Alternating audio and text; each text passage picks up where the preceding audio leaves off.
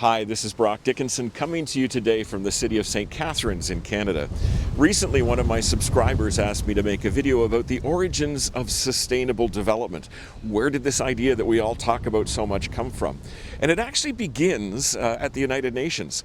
Now, I spent a number of years at the UN, and people are always asking what it's like there. And I say that most people are familiar with what a bureaucracy is like. We've dealt with City Hall or with the County Council. We know what our state or our province is like when we're trying to get things done. Think about the United Nations as a collection of the 200 largest bureaucracies in the world, right? And this is the system that we've set up to try to make decisions about how things should work internationally, including on issues like environment and development.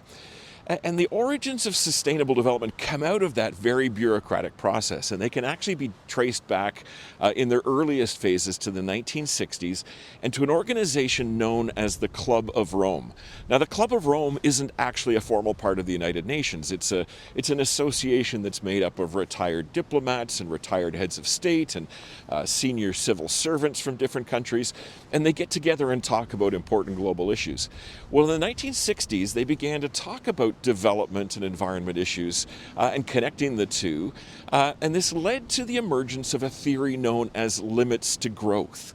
And the idea behind limits to growth is that if we think of the planet as a physical body floating in space, that means it has certain characteristics that we can define. For example, it has a physical size. The planet isn't getting bigger over time. And if it has a specific physical size, that means there must be some limitation or limit to the quantity of resources contained inside that planet. And this led to the notion that we needed to kind of be aware of and understand the limits of the planetary systems and the planetary boundaries that we're confined by. So we couldn't use more resources than the planet had available to it, and that meant we had to kind of very carefully marshal and support and preserve those resources if we wanted to behave responsibly. That was called limits to growth. That starts to connect to the United Nations because in 1972, at a conference in Stockholm, Sweden, the UN Conference on the Human Environment, the UN itself actually adopts limits to growth as official policy. The UN says we are now in favor of limits to growth, and we're going to go around the world to tell governments that they should be pursuing this kind of an approach to things. So in the 1970s, the UN starts to travel around the world to say, hey, we should all get on board with limits to growth. And they run into a few problems as they do this. One of the things that happens is that across the developed northern industrialized world, we start to see a series of very conservative political leaders be elected to office. This starts in the United Kingdom, for example, with the election of Margaret Thatcher in 1979. Shortly after that, we get the election of Ronald Reagan in the United States, and then the emergence of figures like Brian Mulroney as the Prime Minister of Canada. And through that period of the late 70s, early 80s, the industrialized world is characterized by a group of national leaders that are very, very pro-development, pro-growth, pro-industry.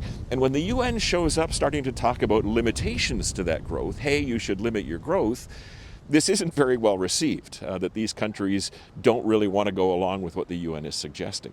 At the same time, in some of the poorest parts of the world, in parts of sub-Saharan Africa, in parts of Asia, in parts of Latin America, where things are tough in many communities and where there are real development challenges, the UN shows up and starts telling local governments, hey, maybe you should scale back your expectations a little bit because, limits to growth, right? We've got to sort of think about doing less with what we have available. So this notion of limits to growth goes over no better in the global south than it does in the developed and industrialized north. And so by the early 1980s, the UN has a real problem in front of it. What are we going to do to try to think about strategies and approaches to development that are acceptable to governments around the world, but they're going to lead us in positive directions as well?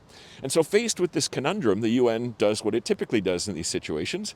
It creates a committee to go and study it for a few years.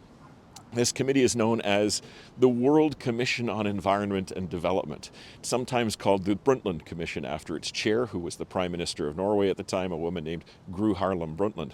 And the Brundtland Commission goes out and studies environment and development challenges around the world firsthand in 1983 and 1984. And this is an interesting time for them to be doing this kind of work, because we see, for example, in 1983, a famine in Ethiopia, for example, in East Africa, where hundreds of thousands of people are put at risk, millions are suffering from food shortages, and the UN sort of looks at the root causes of this challenge and discovers that things like desertification and environmental challenges are creating the famine situations, and therefore sort of see some merit to sticking to the limits to growth idea. This time period is also when scientists discover a hole over the ozone layer in the Antarctic, where substances like chlorofluorocarbons that we had previously believed were harmless were in fact destroying a layer of the upper atmosphere. And as that ozone layer got destroyed, more and more of the sun's ultraviolet rays penetrated the atmosphere, causing challenges for fields like biodiversity and causing human skin cancer rates to skyrocket. So we started to see that there were these big challenges, and some members of the Commission wanted to stick with the idea of limits to growth. But the UN knew that it could never sell that concept politically, so it had to come up with an alternative, a new idea to replace limits to growth. And in 1986, that committee that the UN had struck, published its report. It's called Our Common Future. This is available for free on the internet. And in that report, they create a brand new concept that nobody had ever talked about before. It's new, it's invented by this committee, and that concept is sustainable development. But because this was a new idea, nobody knew what it meant. And I'm going to flash the definition of sustainable development from this report up on the screen as we sort of go through this discussion. But in a sense, it was a bit of a mystery. It was brand new. People were opposed to limits to growth, but they weren't opposed to sustainable development because they didn't really know what sustainable development was. And the fascinating thing is that within a few short years, virtually every government on the face of the planet has adopted sustainability as the basis of its environment and development policies. Where limits to growth was an absolute political failure, sustainable development is an absolute political success. And I think this suggests that there's some politics that always go on behind the scenes in terms of how we approach these big international issues. And one reaction to that is to say, oh, we can be pretty cynical, and sustainable development doesn't mean much more than the piece of paper that it's written down on. It's hard to figure out what it's actually for other than political purposes. But the flip side is to say, no, sustainable development actually filled a gap in the policy discussions around what we should do when it comes to the global environment and international development. And part of how it does this is through a process that academics refer to as post-positivist thinking. So the notion behind post-positivism is that most words are easy to define.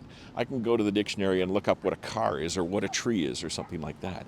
But some words escape easy definition. You can't go to the dictionary and look them up. So concepts like justice and fairness are post-positivist. What I mean by something that is just, and what you mean by something that is just, may be just a little bit different.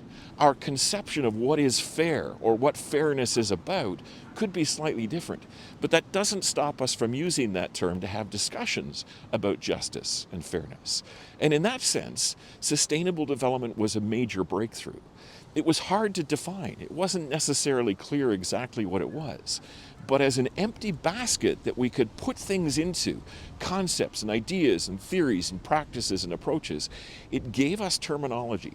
It gave us language to talk about how we could move forward when it comes to environment and development issues as a global community.